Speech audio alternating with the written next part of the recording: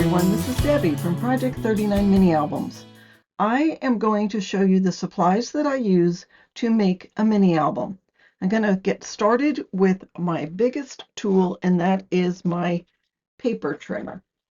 I have a Fiskars rotary cutter trimmer that I've had for quite a while, and I use this to cut chipboard and if I'm cutting 4 or 5 sheets of paper at once.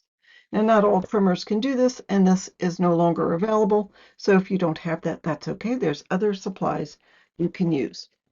I also will use this small Fiskars paper trimmer if I have anything less than 8.5 inches. It gives a nice, crisp, clean cut, so I keep that handy to use for smaller pieces. Now, a lot of you may have a trimmer that also has a score blade in it, and that's okay for cutting larger papers or even smaller ones. And if you don't have a scoreboard, then this does work just as well. Although I do prefer having a separate scoreboard.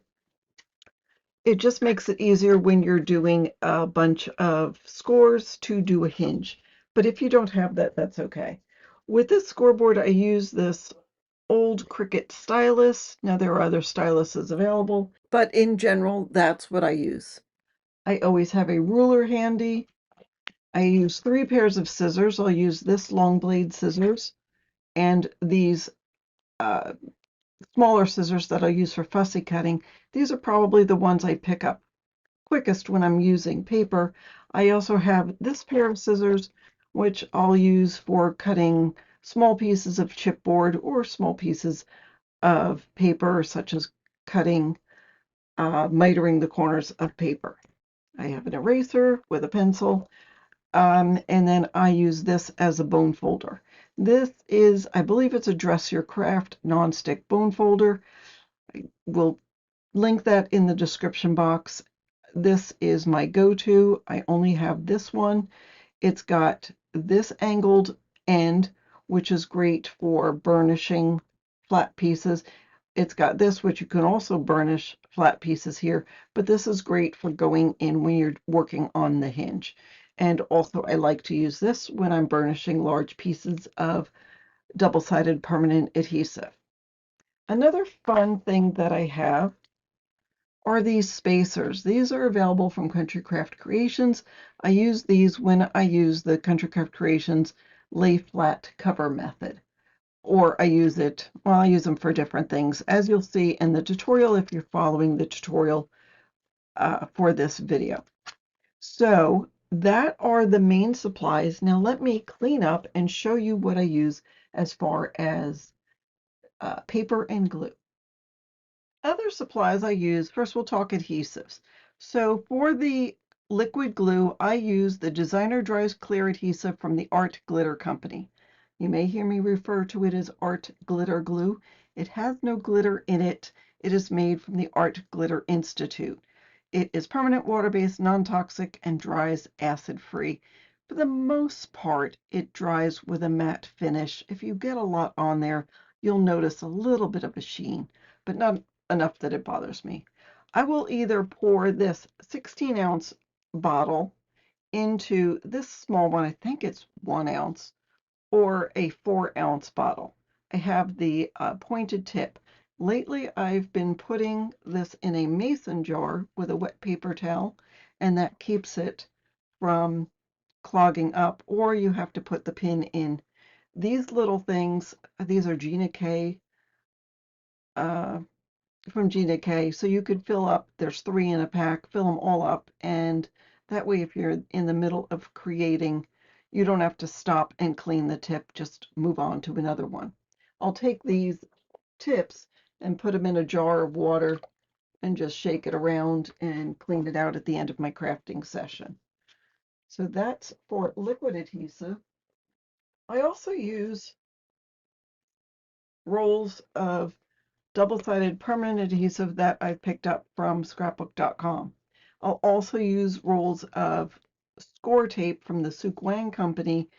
They both work just as well for me. I don't know if there's much difference in it. I'll use this to put on the back of the chipboard, and then I use assorted sizes, 1 inch, 3/8, a 1/4 inch. I use a lot. You also can pick up both the scrapbook.com and the Suk Wang in 8.5 by 11 sheets. So if you're using a lot, you can go for the 6-inch roll.